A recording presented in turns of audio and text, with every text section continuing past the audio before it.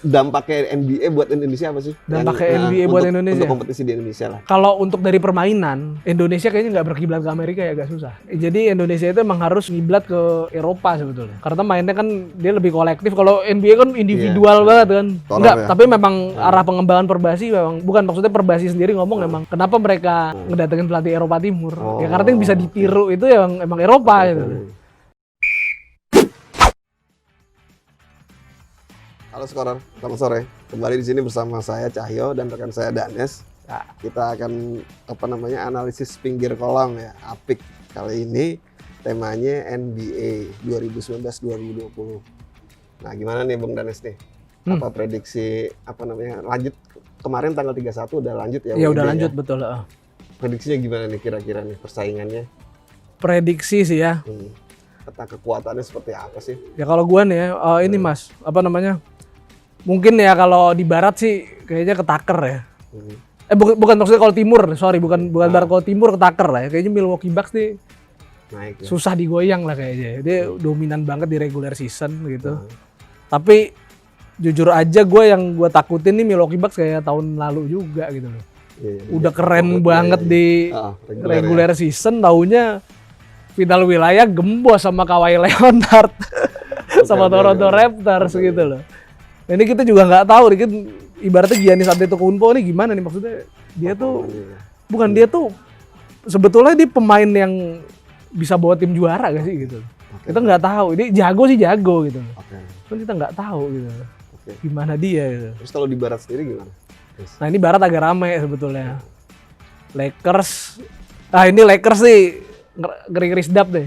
Angin-anginan juga. Bukan angin-anginan. Tapi gimana? Dia selama libur nih mau lanjutan nambah J.R. Smith sama Dion Waiters. Kita tahu lah J.R. Smith pengalamannya lah ya kan. Dia pernah bantu LeBron James juga tuh juara 2016. Sama waktu dia final Cleveland berkali-kali tuh. Ya ada dia juga gitu waktu Cleveland final berkali-kali tuh. Paling ya kayak kalau Clippers kita juga tahu lah. Dia ada Kawhi yang pemain juara juga.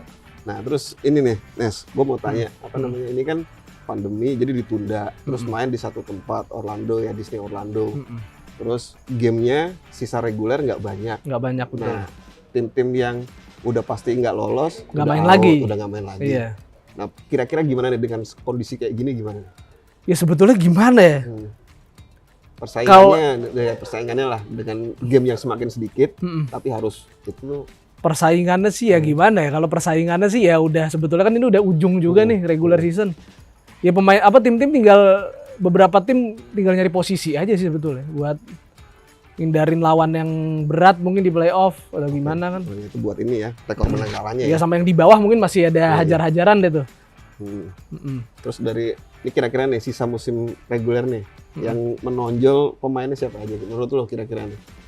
Sekarang banyak yang nggak terlalu dominan kayak dulu zamannya Michael Jordan atau Kobe Bryant. Sekarang LeBron nggak sendiri nih.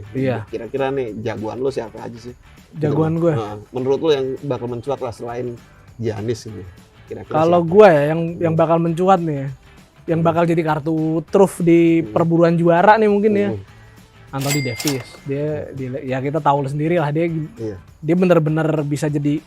Ibaratnya tahun lalu kan LeBron kan di Lakers gak bisa ya boncos juga gitu loh, maksudnya hancur juga. Terus Lakers ngedatengin Anthony Davis dan beberapa pemain lain. Nah, sekarang ternyata keren banget Lakers gitu. Udah lama loh Lakers gak ke playoff. 6 tahun. Nah, kalau tadi di barat kayaknya lebih ketat ya persaingannya ya, karena kekuatannya lebih merata. Dan lupain juga Rockets. Wah, itu dia. Rockets ada James Harden. Nah, coba Rockets ini ya Rockets jagoan gue juga sih sebetulnya. Terus cuman problemnya Rockets ini gue gak tahu di arah pengembangan timnya Daryl Morey gimana ya. Dia oke lah, dia ngelepas Clint Capela buat terus datengin Robert Covington, ini bagus deh. Jadi ada pemain inside yang bisa nge-shoot. Tapi masalahnya sekarang Rockets jadi nggak ada size. Jadi kalau dia ketika Harden sama Westbrook diisolasi nih, udah selesai itu tim. Nggak ada big man yang kuat duel di bawah ring gitu. Sekarang nggak zamannya ya, pakai big man ya, tim NBA. Ya sebetulnya masih penting sih Mas. Masih penting. Seberapa penting ya yang lu lihat lah. Ini kayak gini deh. Lakers ini kan timnya gede nih. Timnya banyak orang gede nih. Tuh. Kalau tim nggak punya big man yang oke gitu, ngelawan Lakers susah. Apalagi sekarang berkembangnya big man itu nggak cuma undering doang Nggak ya. bisa nge-shoot. Ya bisa nge-shoot, bisa Big man dribble. bisa nge-shoot. Itu tren kayak gitu gimana Nes? Lu ngeliatnya? Tren sekarang big man tuh udah nggak kayak dulu lagi cuma nunggu bola di under ring, di bawah ring. Ya, Lu itu ngeliatnya gimana? ya, emang perkembangan basket itu juga terima kasih sama Eropa tuh. Oh, oke. Amerika tuh bisa punya big man yang bisa nge-shoot gitu. Itu juga karena kepancing sama Eropa juga. Kok Eropa kok big man-nya bisa nge-shoot juga. Ditambah waktu itu kan 2004 ingat kan Amerika hancur di Olimpiade. Oke, iya betul. Itu sebetulnya dari situ kawah Chandra di mukanya gitu. Oke nih, kalau tadi kita ngomongin musim reguler, sisa musim reguler. Nah di playoff-nya kira-kira lo ngeliatnya kayak gimana nih? Kalau playoff sih Masih susah ditebak ya? kalau timur sih harusnya ya. Kalau timur sih Milwaukee Bucks itu jelas lah, maksudnya dia pasti kalau menurut gue dia pasti masuk final wilayah. Final wilayah timur. Nah kira-kira musuhnya siapa? Musuhnya harusnya tuh si Toronto Raptors. Toronto masih kuat ya? Toronto Raptors walaupun udah nggak ada Kawhi, Pascal Siakam jadi jago. Oke. Gitu. Nah kalau di baratnya lo lihat di baratnya gimana? Kalau barat, nah ini barat Rafa ini. Iya. Ini kalau Rocket sampai seeding 6. Nah, Wah ini bisa aneh ya? Berat bisa juga aneh. lawannya kan Lawannya berat enggak, dan di awal playoff Iya. bisa agak Iya. jadi agak gimana, jadi bisa jadi tim-tim atas ada kemungkinan gugur juga gitu loh. Ini nih kunci di Rocket sih sebetulnya nih. Kalau di barat maksudnya untuk yang first round ya. Gue sih berharap sebetulnya Rockets yang di 6 deh. Gitu, bisa Di lihat. 4 atau Iya, 3 oke. deh gitu loh. Biar rame ya. Maksudnya. Biar rame ya. Biar lama juga. Jangan lupa aja ada Dallas Mavericks di situ. Iya. Nah ini mau tanya nih gue, ngomongin Dallas Mavericks. Kuda hitamnya lah kira-kira siapa Iya. aja nih dari wilayah barat sama timur yang bisa lo prediksi lah. Kuda hitamnya nih yang bisa tahu gimana gitu loh. Timur sih kayaknya gak ada kuda hitam ya. Nggak ada. Udah ketaker kalau timur lah. Kalau barat ya ada Dallas Mavericks di situ. Kita tahu Luka Doncic gila tahun musim ini gitu loh. Cuman buat juara sih kayaknya belum lah ya. Si Dallas Mavericks ya. Iya. Walaupun dia kombinasi Doncic sama Porzingis nih udah keren lah, cuman kalau buat juara masih susah lah kayaknya. Oke. Mm-mm. Nah sekarang nih finalnya agak susah juga ya kalau lo nebak juaranya lah kira-kira. Kalau tebakan gue Prediksi sih enggak, ya. kalau final deh. Oke final. Final itu tebakan gue. Nah, Kalau nggak Lakers Bucks, Clippers Bucks. Clippers malah. Iya. Clippers siapa sih sekarang Ya, jagoannya? kan Kawhi kan. Oh iya betul. Ini pemain juara. Iya, Mas. iya. Dia pemain juara. Mental juga ngaruh ya. Walaupun Paul Iya. George nggak pernah juara, cuman ini Iya.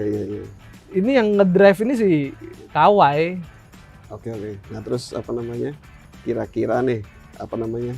Selain LeBron lah, maksudnya bintang-bintang NBA ini, kira-kira menurut lo persaingannya musim depan apa masih seperti ini atau kayak gimana nih? Musim depan kita lihat Mm, perpindahan pemain ya, walaupun kayaknya nggak serame musim lalu sih. oke. Soalnya bintang-bintang kan kalau musim lalu banyak yang free agent loh. Sekarang kan ya udah pada punya klub lah bintang-bintang. Iya, Cuman iya. persaingan musim depan ya gue nggak bisa bilang gimana. Hmm. Cuman kita lihat juga ini apa trade-nya gimana, terus perburuan free agent. Nah katanya nih Rockets nih berburu big man nih. Oh gitu. Heeh. Yang lo tahu siapa nih? Yang diincar sama dia Rudy gitu. Gobert katanya. Iya. Oke. Heeh. Apalagi Nes yang bisa kita ulas lagi apa nih? Ya yang kita ulas. Hmm. Ya. Yang menarik dampaknya NBA buat Indonesia apa sih? Dampaknya NBA buat Indonesia? Untuk kompetisi di Indonesia lah. IBL kira-kira yang bisa lo simpulin lah. Kalau untuk dari permainan, Hmm. Indonesia kayaknya nggak berkiblat ke Amerika ya, agak susah. Ada susah. Jadi Indonesia itu emang harus ngiblat ke Eropa sebetulnya. Oh gitu. Karena mainnya kan dia lebih kolektif. Kalau NBA kan individual Iya. banget kan. Nah ini bisa jadi masukan ya top scorer Enggak, ya. tapi memang arah pengembangan Perbasi memang bukan, maksudnya Perbasi sendiri ngomong emang kenapa mereka ngedatengin pelatih Eropa Timur. Ya karena yang bisa ditiru itu ya emang Eropa gitu. Tapi kalau ini pemain NBA ini kan banyak yang bintang gitu. Ini bisa buat inspirasi anak-anak buat main ya pemain NBA. Oke. Kan gitu intinya. Oke, gitu aja scorer kira-kira prediksi lanjutan NBA 2019-20 ya, game makin sedikit, persaingan makin ketat terutama barat. Timurnya juga cenderung stagnan kekuatannya Iya. ya, Nes ya. Timur itu aja. Iya, jadi timur kekuatannya diperkirakan Sama ini Boston betul-betul Celtics jangan lupa. nah, Itu agak itu Lumayan bisa ya. tuh, bisa Oke. bisa ngedobrak juga tuh. Oke. Jadi Barat lebih ketat. Lebih ketat jelas. Kesimpulan kami, prediksi kami berdua ya, Barat lebih ketat, lebih gila lagi persaingannya. Sementara Timur kekuatannya udah ketakar lah. Ketakar. Jadi kemungkinan besar Barat lagi nih yang juara. Belum tentu. Belum tentu. Tahun lalu Timur. Tahun lalu Toronto ya, Raptors. ya. Nggak ada yang duga tuh kan? Nggak ada yang duga. Sama sekali nggak ada yang duga. Jadi Itu tetap, juga ya. tetap banyak aja ada cedera. kejutan ya. Iya, tetap ada kejutan. Berbagai macam faktor. Sekian dulu. Begitu aja analisis pinggir kolam kali ini. Terima kasih Top Score. Ikuti kisah saya di Lechia Gdańsk hanya di score.id.